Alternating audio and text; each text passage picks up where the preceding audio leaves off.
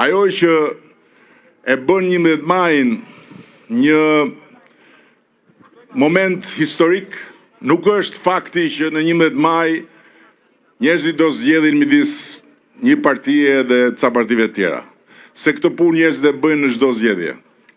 Dhe patjetër çdo zgjedhje është shumë e rëndësishme për punët e vendit, është shumë e rëndësishme për adresimin e nevojave të gjithë komuniteteve, është shumë e rëndësishme për shpresën dhe për ëndrat e njerëzve. Por ama, jo çdo zgjedhje është një mundësi që i jepet zgjedhësit për të takuar historinë. Në të gjitha këto vite, pluralizmi ka pasur vetëm një takim me historinë.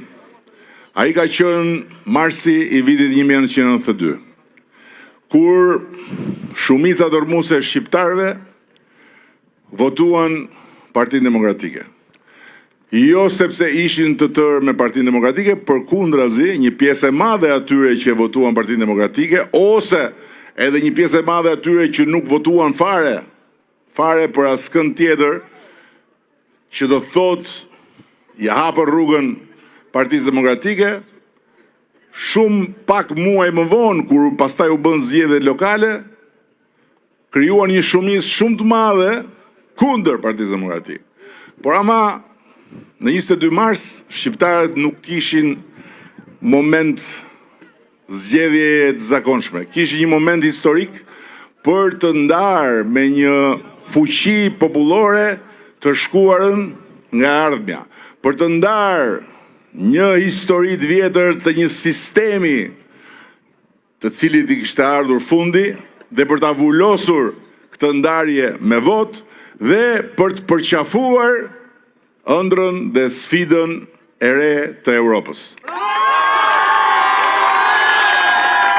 11 maj është shumë i ngjashëm me 22 marsin.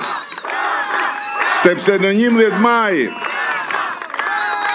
vota ka i pesh shumë më të madhe se sa thjesht pëlqimi për një forcë apo një forcë tjetër. Vota ka peshën e një përgjegjësie historike lidhur me përmbushjen e një misioni kombëtar, lidhur me qëndrimin në funksion të një interesi kombëtar, që është antarësimi i Shqipërisë në Bashkimin Evropian. Tani, asnjëherë më parë, në asnjë palë zgjedhje tjera, kjo çështje nuk ka qenë një çështje e shtruar në rendin e ditës.